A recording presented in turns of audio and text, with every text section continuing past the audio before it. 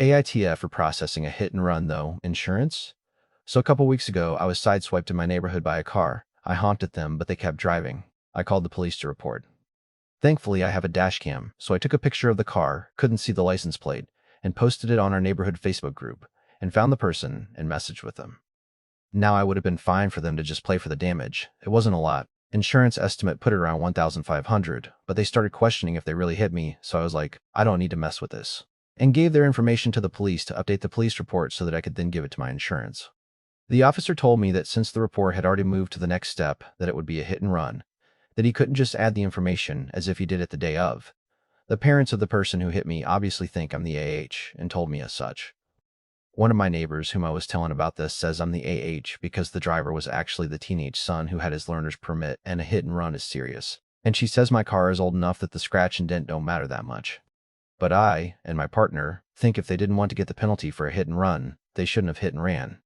If they had just stopped, it would have been better for them. Now it sucks that it's really the parents' fault who didn't tell them to stop, but that still isn't my responsibility. ETA, sorry it wasn't clear. The parents, I believe both of them, were in the car with kid when he was driving. So they were the ones who didn't tell him to stop. That is the only reason I feel kind of bad, because it's really the parents' fault, but the kid will take the brunt of it. Edits too, okay. I know I have a whole lot more sympathy for the people who I think post very obvious posts, OLL. AITA for demanding my BF to buy me a new pair of Airpods. My boyfriend Matt was going to a party out of town and asked if he could borrow my Airpods for the train ride. I was hesitant, but I eventually agreed on one condition: he would bring them back just as they were. I made it clear that he had to take very good care of them. I am a student, so I wouldn't be able to afford a new pair. He pinky promised me he would bring them back safe. After the party, Matt came home pretty drunk and handed me my Airpods back. I immediately started using them, but as soon as I put one in my ear, something felt off. My phone didn't connect automatically, which I first assumed was because Matt had been using them all day. But after trying to reconnect them, I realized they weren't actually mine. They were Airpods of the exact same model, but they belonged to someone else. I got annoyed and told him these were not my headphones. Thankfully, I was still able to track my real Airpods. Their location showed up at a random address near where the party had been, but not at the host's house. The next morning, Matt drove down to the address to get them and came back with my actual Airpods completely smashed and destroyed. Apparently, the owner of the house had found them at the train station after they had been run over. So, the replacement Airpods he'd given me belonged to his friend Jason. According to both of them, I could just keep Jason's pair because Jason already owed Matt money anyway. The thing is, yes, these Airpods technically work fine, but they are not mine. I also can't get the play sound feature for the case to work on this pair, which is something I used literally every day with my own Airpods. What also bothers me is that I only agreed to borrow Matt my Airpods because he promised he would return my actual pair safely. I don't really feel like it should now become my responsibility to accept some random replacement just because he and his friend decided it evens things out between them. He also got slightly upset when I brought up the idea of him just buying me a new pair. He says he tried to fix the situation, but I personally don't think giving someone else's used headphones is enough after you didn't take enough good care of something that didn't belong to you. He also told me that I should give him a break because he has a lot going on. He does think my reaction is valid, but hasn't really done much to really make it seem like he is genuinely sorry. If I was him, I would have bought a new pair immediately, no question.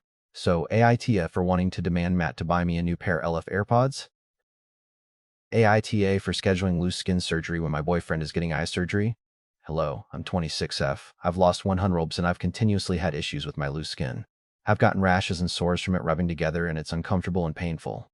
I've talked about getting loose skin surgery with my partner, 33 Mean, for years, but I wanted to get closer to my goal weight before I dropped a lot of money. For more context, we are both teachers, and any kind of long surgery would have to happen in the summer. Anyway, about 2 months ago, he told me he decided he was going to get strabismus surgery to correct his lazy eye and help with depth perception, which I supported completely. Recently, I have had horrible sores and rashes that have not gone away from my skin rubbing together. Even more so now that I have officially met my goal weight and there is an overabundance of loose skin. I have the ability to get my skin removal surgery June 1st. Not only do I think this is a good chance to be recovered by the fall, but it will also impact my quality of life and the skin conditions. My boyfriend, however, is very upset because we would be having our surgeries in the same month and says I'm being inconsiderate and selfish. I even made arrangements for my sister to come and take care of us. I never asked nor expected him to give up his surgery because I know we are both on tight timelines, and I know his surgery would also give him better quality of life. I guess I just want to know if I'm the asshole, or if I'm being selfish for scheduling it the same month as his surgery. AITH for telling my sister she is living the life she wants. Op 33 sister, 37F, for a little background. My sister married her husband at 19, didn't finish high school because she had her child. If you took a first glance at them, then you would think that they are the sweetest couple, but no. Her husband is very vulgar, talks to her like some girl on the street, literally talked to other people in front of her. She plays it off, says she doesn't care, so we need to mind our business. She would throw slick comments at us, saying we wished we had a rich man. My sister and I used to talk. She told me all the problems. He would stay out late, leave clothes on the floor, doesn't help with kids, makes her cook all the time, talks to younger girls. One day I asked her why she allows all this when she can have a better life. She told me it's because she knows him while we just judge him. That was the end for me. Anyways, this has been an ongoing problem with my sister. Everyone in the family noticed it before they got married. They tried to talk her out of it, but she said everyone is jealous. We don't talk, we don't text, we're basically of a strangers. Our family tried to help her emotionally when she would fucking call crying and complaining about him, how overwhelmed she is. But in the end, she always defends him, says. That's just how he is, he's not being serious. I really stopped talking to her when her husband was touchy with me and she blamed me for dressing a certain way. I distanced myself because I'm not about to be someone's emotional punching bag. It's draining because you get nowhere when you try to help. No matter what I said, she will always be there for him. She's put me and other people in danger. I'm trying to stay alive for my kids, so I couldn't do it. If she wants to stay with him, then that's her choice. I have kids and husband to worry about, so that couldn't be my main concern. Recently, my dad had a cookout, but I didn't attend. He left some food me, the kids and I. He called so I can pick it up. He didn't tell me that my sister would be there. When seeing her, I was still respectful and said hello. She just nodded. My dad was searching for bags to put the containers, while my sister was talking his head off. Same thing, she was complaining about her partner was texting some girl, forgot to take their child to a doctor's appointment, a bunch of stuff. It wasn't my concern, so I said nothing. My dad was comforting her, saying her partner is probably stressed. He makes a lot of excuses for that man too. My sister noticed my quietness. She asked why I wasn't saying anything. Probably shouldn't have responded. I spoke with honesty. I told her that that's the life you want to live, so who am I to stop you? Honestly, don't know what she expected me to do. She did get upset and said that I was being weird and not being supportive. My dad said I did too much. TIFU. Breaking my wife's heart in 20 pieces. My wife is pregnant and she is a saint. She's done everything for me and turned my life around. She supported me when I was just a POS without a job. She's shown me what family means. She is so strong and she works so hard even while pregnant, and I try to get her to slow down, but she won't. We even spent the last 2 weekends ripping out the carpet and painting our son's nursery to get prepared. My wife had this old snow globe that looked like a duck in a bathtub that she got from her mother as a little girl. As I was moving the furniture back into our son's nursery after we finished painting, it fell and broke. She broke down, and she's pissed, and I can't blame her. I looked everywhere for one, and the only place I can find it to buy, and it's not even the same, it's a cheap replacement, is in Singapore, and it won't ship to the US. I don't know how to make it right. I've apologized, it just meant so much to her. I really hate myself so much right now, TLDR. Broke my wife's favorite present from her mom as a little girl and don't know how to fix it. Edit 1. Thanks everyone for your thoughtful posts and good ideas. One helpful Redditor led me to a replacement product that is the same thing that I bought off eBay. I also salvaged the parts like you guys said and am going to have her dad 3D print a bathtub and put the intact duck into it, and then like you guys said there is both. Thanks again. I'll update how she reacts. Manager said, get creative with automating with AI. Not my story, a friend of mine's. He works in IT and has a manager that has fully drank the AI Kool-Aid. He's been a pain forcing the staff to use AI wherever possible, even when it doesn't make sense. The mandate is, even if it's faster to do it manually than with Claude, get Claude to do it. The staff is demoralized and quiet quitting, and the manager is oblivious to why. The malicious compliance comes in when the manager told the IT staff, get creative with using AI for other tasks. It doesn't just have to be with coding. The company writes HIPAA-compliant software, so the staff has to take those dumb online courses that force you to watch videos and do quizzes that are super boring, so my friend had an idea. He pointed Claude at the site, logged in for it, and got the AI to do the course for him. It used Puppeteer, a framework for pressing buttons and navigating web pages in code like a human would, to go through the test, watch all the videos, and take the test at the end, all while my friend sat back and watched. During the bi-weekly scrum, the manager asked the staff how they were able to creatively use AI outside of their coding tasks, and my friend proudly announced it got it to do his HIPAA compliance test for him. The rest of the team laughed, and the manager ate his own words, having to admit that there are some things he doesn't want AI doing for the team. Best part, the online course provider charges by the number of students who take the course, so the manager would have to lose face by buying another seat, so my friend is free and clear and doesn't have to take the certification again till next year, which he's hoping, by then, to find a better place to work. AITA for being the one to wake up at night to take care of my daughter. When my daughter was born, my daughter went through the usual steps of crying all night. Mom, who had a rough pregnancy, sometimes wouldn't wake up to her cries. I've always been a light sleeper, so I would wake up and take care of whatever was needed. Rocking, maybe a warm bottle, diaper change, soothing. I never said anything to her, figuring she would wake up at times when I didn't, so there would be a balance. One time, we went out with friends. She started gushing to her friends what a great baby we had, and she hardly ever needed to get up in the middle of the night because our daughter would mostly sleep through the night. I didn't want to embarrass the mother of my child in front of her friends, so I waited until we got home to bring this up. That's where the problem began. As soon as I told her I was getting up at night to take care of the baby, she absolutely lost it on me. Said why would I do that, me not waking her up to do it, is the reason she now can't wake up when she cries. Says I stole motherly duties from her. I didn't see it as mom or dad duties, but as a shared parental task. I didn't care if I was the only one doing it or not, I just wanted to care for my baby. Mom seems to look at me as some kind of monster for trying my best to be a good father to my kid. So, am I the asshole for waking up to take care of our daughter at night instead of leaving it to her mom? My son's GF moved in with us, and things have been pretty good, but I can't help but let some things out. So, before anyone starts saying my son needs to move out and get another place, he doesn't. Plus, he earns more than me and contributes with house chores as well. They both do. So few years ago, my wife passed away, and it took a huge toll on my son. He started becoming distant and silent, to a point where we went days without talking to each other. Until recently, he got into a serious relationship. He's 25, and they are both of almost similar age. Ever since she moved in, honestly, I feel like I'm getting my son back. He's very happy now, helps a lot with everything, gets involved in stuff like he used to, and the girl has been an angel as well. So it's been going good so far. But there are a few things I'd want to get off of my chest. I'm from a pretty conservative area, and this usually doesn't happen, and because of that, I'm getting judged a lot. Not that I really care about it, but sometimes it gets a bit too much. Another thing, she's from a very strict and toxic household, couldn't even dress the way she wanted to. So when she asked me if it's okay for her to dress a bit freely, I told her that this is her house as well now, and she can wear whatever. Ever since that, she's been more free, dressing more comfortably and freely in loose and short clothes, etc. My son knows about it as well. I know deep down I'm not being weird, but I just needed to get it off my chest that sometimes I feel like I'm weird for being okay with this. Hope I won't get judged for posting this here at least.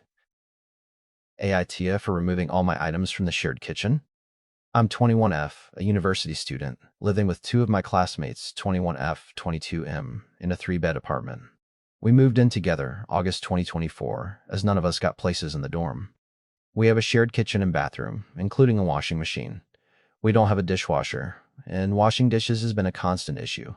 If I cook, which I do often, I will wash everything as I go and then wash everything left directly after eating. My roommates, on the other hand, don't wash stuff immediately, and the dirty dishes tend to accumulate over multiple days when one of us finally caves in and washes them. That person is sometime me, even though I usually don't have a single dish in the pile. But after a while, it bothers me too much. My main issue is that most of the kitchen stuff we have is actually mine. My roommates never bothered buying anything because I brought one of each. It really annoys me that every time I want to use something, I have to wash it, even though I left it clean. This semester, it's gotten so bad that my roommates have basically started to refuse washing utensils. The last straw was when I got back after a weekend home, and all of our utensils were on the bottom of the sink. There wasn't a single teaspoon in the drawer or the drying rack. The sink was full with everything. I didn't want to wash them out of principle, but it genuinely smelled bad and I didn't want to get fruit flies again. There were pieces of pasta and really disgusting vegetables in the sink, and the drain was completely clogged. I almost threw up. Another issue was that one of my roommates would just eat food I bought and use my laundry detergent and expensive olive oil without asking. I had a glass lunchbox that I kept in my room and left on the drying rack for a night, and it went missing by morning, with both of my roommates saying they have never even seen it. So I got really angry after I had to wash everything and moved everything that I bought into my room. This included our only spatula, cheese grater, the only big knives, big pot, 2 pans, utensils, and plates, not all, even the kitchen towels and the cooking items I really didn't want to share, like olive oil and honey. I sent a message into our group chat saying I'm really fed up with them not washing up and using my stuff, and that I removed everything that's mine. They initially didn't say anything, but when they saw how many items that actually meant, and that it's basically impossible to cook in the kitchen now, they got really mad with me and said I'm a huge asshole for doing that. I said it's all mine, and I just let them use my stuff. Now they refuse to talk to me. I don't think I'm really an asshole, but I need opinions. AITAH? Outplayed by a 4-yo.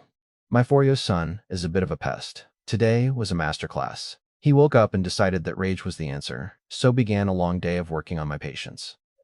I'm not sure if it qualifies as malicious, but he is constantly testing our rules and looking for workarounds. I'll skip the run-of-the-mill stuff and go straight to the end of the day. Keep in mind that by this point, I'm no longer trying to be the best parent. I'm mostly trying to survive till bedtime. Malicious compliance on 1. We ate burgers. He got a snack and a glass of milk. I inform him that if he wants anything else, it'll be a fruit from the fruit bowl. He proceeds to ask for yogurt, cheese, pasta, more milk, leftovers. He basically lists the content of our fridge. I do not want to leave him hungry, but I was thinking that if he was really hungry, he would go for a fruit, and then we would reassess. I reiterate that he is no longer allowed to eat any food from the fridge. From the kitchen, I start hearing weird crunching noises from the living room. I proceed to the living room to investigate. My son looks me in the eye and starts munching on a cat nibble. This doesn't come from the fridge, and then starts laughing. Beaten, I offered him to eat whatever else, but as I suspected he wasn't hungry. At least, that expedited the toothbrushing operation for the evening. Example 2. Bedtime is right around the corner. I love him, but it's been a long day, and I'm looking forward to spending a bit of time with my newborn after running around with my 4-yo all day long. The last thing before bedtime is to go for a pre-bedtime pee. This turns into an argument about which bathroom to use. He changes his mind 30 times before I finally say, I really don't care where you pee, just go pee. That was the wrong choice of word. I go to his room to pick a book and close the lights. He calls me to the bathroom. Daddy? I walk into the bathroom and can't see him. It takes me a second to register that he's in the bathtub. Confused about what was happening, I ask what he needs. His left foot was a bit damp and he wanted help cleaning it up. Yeah, let's say that towel ended up in the washing machine and we didn't need to flush the toilet. There really wasn't much of a fallout. I just laughed a lot and learned that I needed to use more precise language from now on. AITA for telling my friend his service dog is just badly trained. One of my friends, who is 24M, has been taking his dog everywhere since about a year ago. He calls it his service dog. I'm not sure how much he really needs it, but I do know he has anxiety, so I don't pry into it too much because I'd rather be the, oh, we're fine, let's move on, type, which also leads him to not tell me very much. Nobody in our friend group really cares about him taking his dog out when we go anywhere, but after some time, everybody is kind of frustrated that this thing is such an untrained, bad-behaving thing. The thing barks at random people, jumps on complete strangers who all love dogs too, can't behave on the leash at all, literally sniffs anything and tries to grab food off the table in restaurants. He gets totally distracted if there's another dog around. We were at the grocery store a few months ago, and the dog barked nonstop at an employee who was pushing carts. Another time, he peed right next to the entrance of a bookstore. My friend usually just laughs it off and says something like he's still learning or he's just having an off day. But the last time he overreacted was this past weekend at a cafe. We were eating outside when suddenly he lunged at another table because someone dropped part of a sandwich. He didn't bite anything or anyone, but he did knock over a drink and bark loud. The people at the other table got annoyed, and one guy asked, "Is that a real service dog?"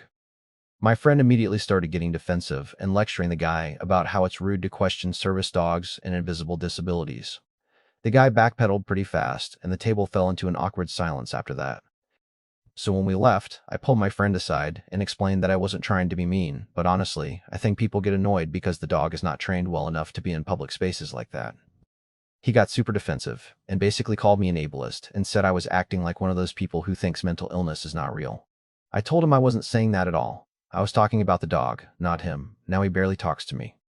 Apparently he put up some vague Instagram story about fake friends and people judging disabilities they don't understand. I just talked to a couple mutual friends who agree with me that the dog is a problem, but they also think I shouldn't have said anything because it's a sensitive topic. So AITAH. TIFU by eating a rosehip. Rosehips are the fruit of rose plants. They are tasty fresh, but usually sold dried because they don't keep very well. Well, today I was in a shop, the kind of shop that is mostly a hobby for the owner with a little of everything. It sold mostly antiques, but also local honey and jam, a few things of yarn, etc. And they had a basket of very reasonably priced dried rose hips. I got excited because I love interesting ingredients, and I like eating rose hips straight from the bush. I hadn't used dried ones before, and I thought they might be good as part of a cheesecake. Rose hips can sometimes be mealy, so just like you might try one grape before buying a bag, I took one rose hip, popped it in my mouth and bit it. I was expecting the texture of a big raisin. dried but still chewy with some moisture. Instead, it crunched into pieces in my mouth like I had bitten a cinnamon stick. Instantly, I was overpowered with the chemical, oily taste of perfume. The rosehip wasn't food. I spat the shards of fruit into my hand. Gross, but the horrible taste coated my entire mouth, and I could smell it up the back of my nose. Turns out there is something called potpourri, where people put dried scented items, like spices, flowers, citrus slices, just in a basket with the idea that it makes your house smell nice. Items for potpourri have to be very dry so they don't spoil, then have perfume added to them so they smell good. These rosehips were intended for that craft, and the perfume added was certainly not food safe because, again, they weren't food. At my car, I swished and gargled water, but I could still taste it. Even after I got home and brushed my teeth and used mouthwash, the taste and smell lingered. It was probably the worst thing I have ever put in my mouth. TLDR, I sampled a dried rosehip because I thought it was a fruit for eating. It turned out to be a perfumed, non-food rosehip just for smelling nice. It tasted terrible, and the taste lingered for a long time. TIFU, by accidentally stealing a car. So this happened yesterday, and I still feel like an idiot. I got off work around 7 and stopped at the grocery store on the way home. I was tired, had earbuds in, completely distracted. I bought my stuff, walked out into the parking lot, found my car, got in, and noticed there was a water bottle in the cup holder that wasn't mine. My first thought was literally, when did I get that? Then I noticed a jacket in the back seat. Still somehow didn't fully register what was happening because I drive an older silver Honda Civic and there are a million identical ones around here. The inside looked close enough that my brain just accepted it. The stupidest part is my key actually turned in the ignition. I sat there for a second trying to remember if one of my friends left the jacket there or something, then looked at the dashboard and realized the mileage was completely off. That finally made me realize I was sitting in someone else's car. I shut it off and got out right as this guy came speed walking across the parking lot carrying grocery bags and staring at me like he just caught me stealing it. I immediately started blurting out, "I swear this is not what it looks like," which probably made it look way worse.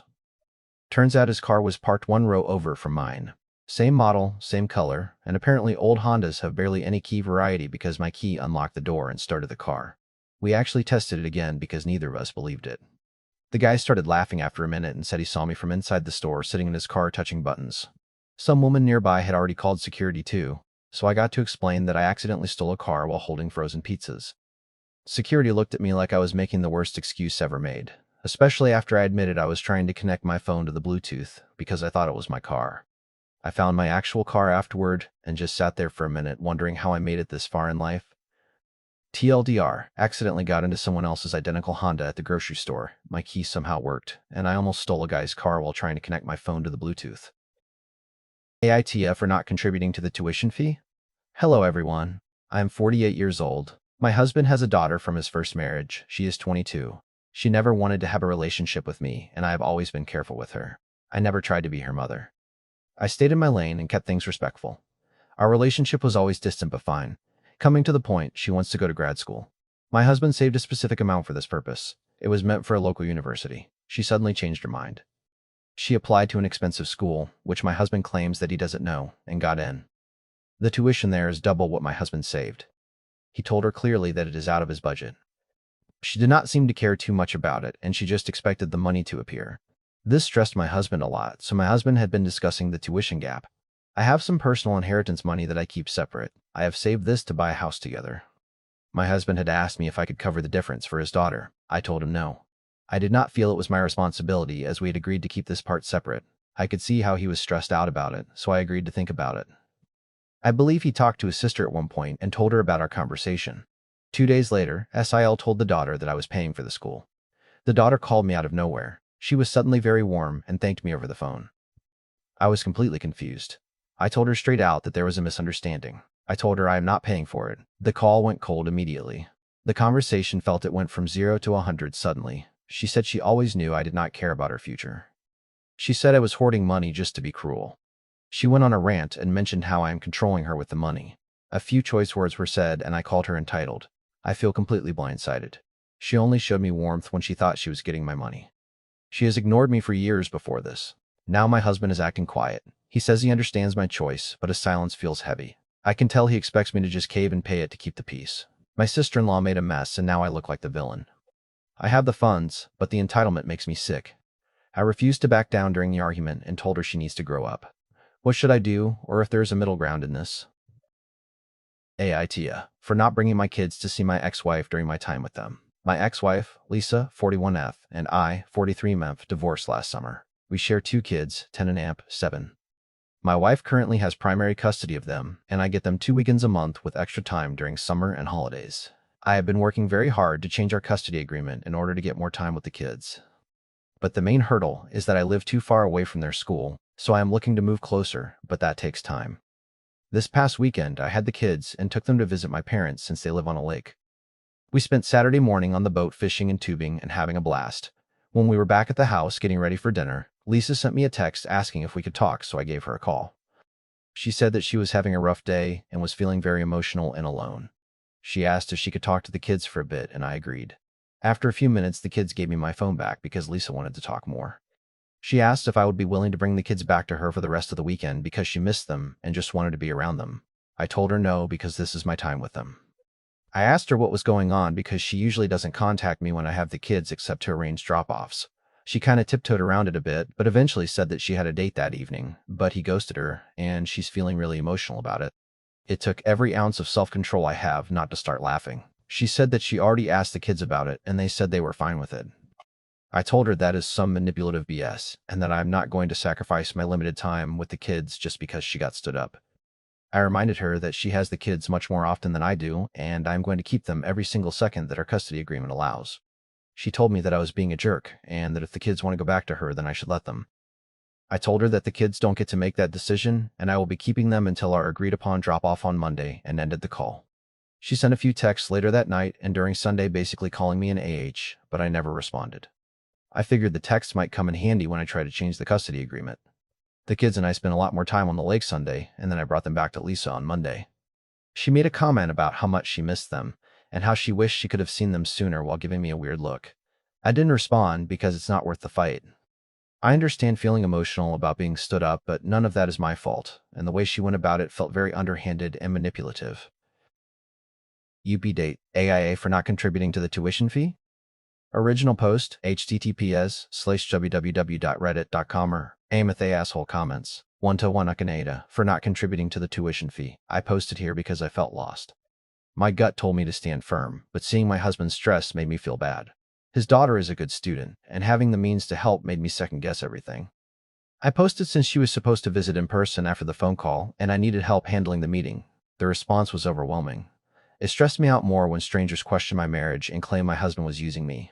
I logged out in a panic. I gotta thank Reddit for letting me read comments anonymously. Haha, my husband noticed how I was looking at my phone continuously, so I just handed him the phone. He took a long time to read through it all. I watched his face change. He looked up at me and apologized sincerely. I know many people in the comments were judging him harshly, but they do not know the ins and outs of our daily life. He has mostly been a supportive and loving partner to me. He was wrong for dragging me into this mess and expecting me to pay, but human beings are complicated. Life is rarely black and white. We almost always operate in the gray areas. None of us are perfect, but we try our best to make our relationships perfect, which is why I was looking for a middle ground. We had a long talk. No other daughter in his family has gone to grad school, and X can't afford. He wanted more for her, but she applied abroad without asking. He felt trapped between his promise and his budget, which is why he mentioned that he leaned on me. We discussed my inheritance as well. Our current apartment is in his name, but I paid for renovations. We agreed our next house will be in my name, and he will pay for renovations. I even made him agree to help build the garden I always wanted. Haha, before she arrived, I called my Sil. My husband had only told her he asked me for help. She claimed that when the daughter ranted, she just mentioned he was talking to me. She got defensive when I said it was not her place to share our private business. She swore she never said I agreed to pay. She loves drama, so I'm not sure, but I dropped it for now. When the daughter arrived, she acted completely normal. My husband stopped her immediately. He made it clear his savings were all she was getting. He suggested she take loans against family insurance policies in her name, or even work to cover costs. She looked at him like he had 3 heads at thought of working. Then she lost control, screaming and calling us names. She said she was disappointed in him and claimed I corrupted him. It got toxic, so I asked her to leave. My husband was too stunned to speak. He is still visibly shaken this morning. I will be spending time with family, thank you. Thank you to everyone who commented and defended me. I never expected this attention. It made me emotional. I do not have a large family, so your kindness means everything. NLT 3.